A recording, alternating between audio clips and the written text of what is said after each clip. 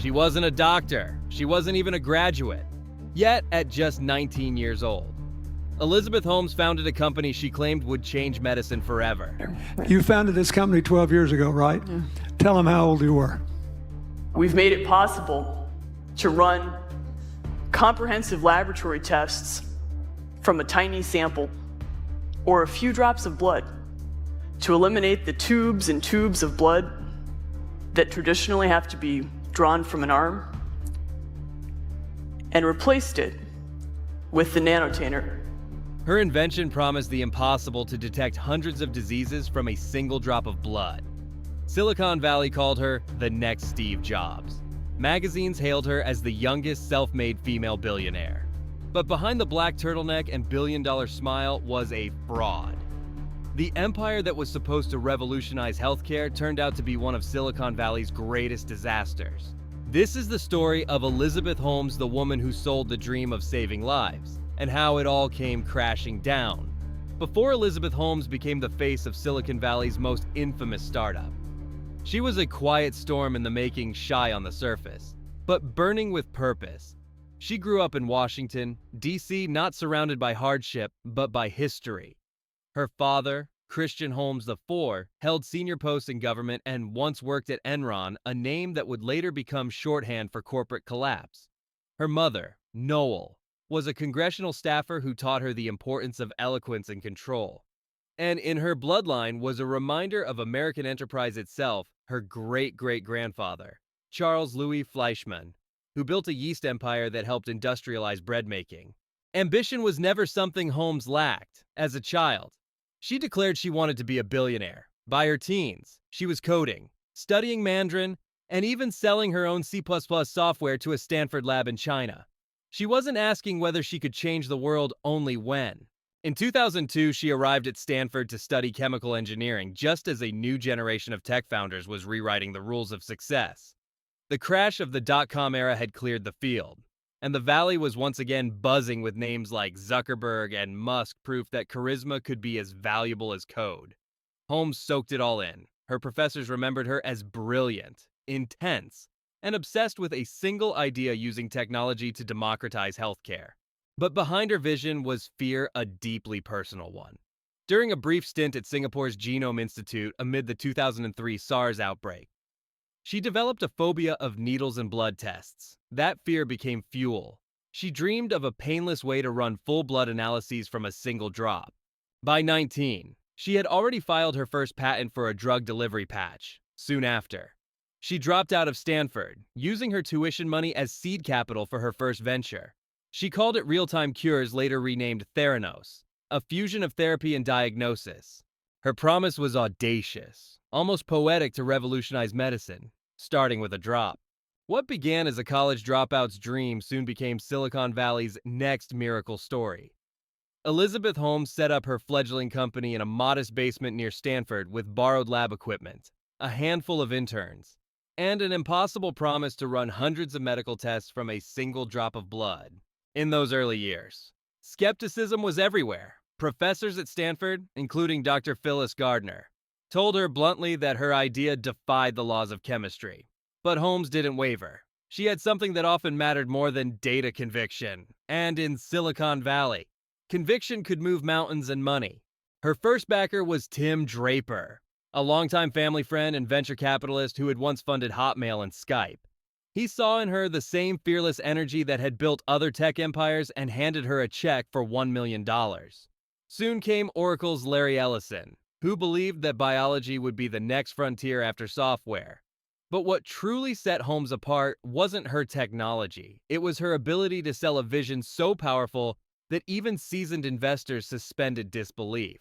Holmes didn't just pitch a product. She performed a prophecy. With piercing eye contact and calm, deliberate speech, she could make anyone from professors to billionaires feel as if they were witnessing history in the making. She wore black turtlenecks like Steve Jobs, spoke about changing the world, and presented her finger-prick nanotainer as though it were the next iPhone. Those performances built faith where evidence was missing. By 2010, she had raised more than $90 million without a single peer-reviewed study. By 2014, that figure had grown to over $700 million. The names who invested weren't just financiers, they were power brokers. Rupert Murdoch put in $121 million. The Walton family, heirs to Walmart, contributed $150 million. Betsy DeVos and her family added another $100 million. Theranos' boardroom looked more like a geopolitical summit than a startup Henry Kissinger. George Shultz, James Mattis, and other former diplomats and generals all lent their credibility. Few of them understood the science, but all of them understood the promise. Inside the company, secrecy was a religion. Holmes built a culture of control, and mystique NDAs were mandatory. Departments were isolated, and even senior engineers didn't know how the machines worked. Those who questioned results were either dismissed or silenced. To outsiders, the secrecy looked like genius-level innovation. Inside, it masked chaos. Holmes's mastery wasn't just persuasion, it was concealment. She carefully curated her image, lowering her natural voice to sound more authoritative and commanding. She crafted demo labs to impress visitors, including Vice President Joe Biden, with machines that didn't actually function. She inflated financial projections, claiming $100 million in revenue when the real figure was closer to $100,000.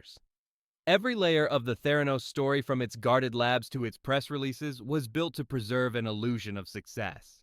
She framed Theranos' mission as a moral crusade, demanding absolute loyalty and portraying skepticism as betrayal at company events. She urged employees to see themselves as warriors against doubt, once telling her team that the mini-lab was the most important thing humanity has ever built. Investors were drawn into the same spell she played on their fear of missing the next big thing, using early believers like Draper and Ellison as social proof. By 2014, Theranos was valued at $9 billion, with Holmes owning half. Forbes hailed her as the youngest self-made female billionaire in America. She had the wealth, the myth, and a board filled with legends. At its peak, Theranos looked untouchable. Elizabeth Holmes had become a Silicon Valley icon, a billionaire visionary in a black turtleneck, praised by presidents, worshipped by the press, and backed by the world's most powerful investors. But while the world saw a revolution in motion, those inside the company saw something very different, a revolution built on silence. The first cracks in Elizabeth Holmes' empire didn't come from regulators or investors, they began inside her own laboratories. Behind the frosted glass and motivational slogans, scientists whispered what Holmes refused to admit: the Edison machine didn't work.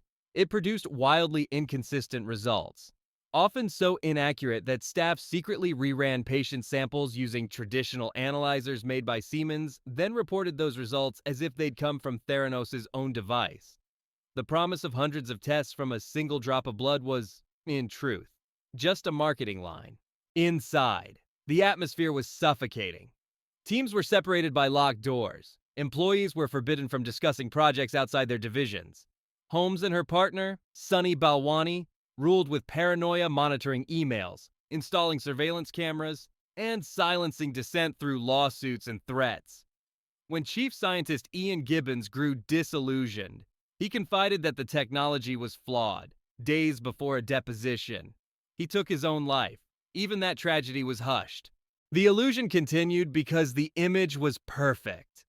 Holmes courted the media with black turtlenecks and deep, hypnotic speeches about democratizing healthcare. Powerful men rallied to her cause: Henry Kissinger, George Shultz, James Mattis, William Perry, a boardroom that looked more like a presidential cabinet than a biotech startup. And when Vice President Joe Biden toured Theranos' labs in 2015, he praised what he saw, unaware the demonstration was staged using cherry-picked data. Then came the story that broke the spell. In October 2015, the Wall Street Journal published an expose by reporter John Carreyrou, revealing that Theranos had been secretly using outside machines and manipulating test data. The article triggered a chain reaction. Federal regulators from CMS and the FDA launched investigations, uncovering severe deficiencies in the company's main lab. Within months, CMS revoked its license, banned Holmes and Balwani from running any lab for 2 years, and forced Theranos to void 2 years' worth of test results. Patients began coming forward with horror stories: cancer misdiagnoses, false HIV positives, and pregnancy tests gone wrong. Walgreens, once a proud partner, sued for $140 million, eventually settling for a fraction of that. The mighty $9 billion empire was imploding.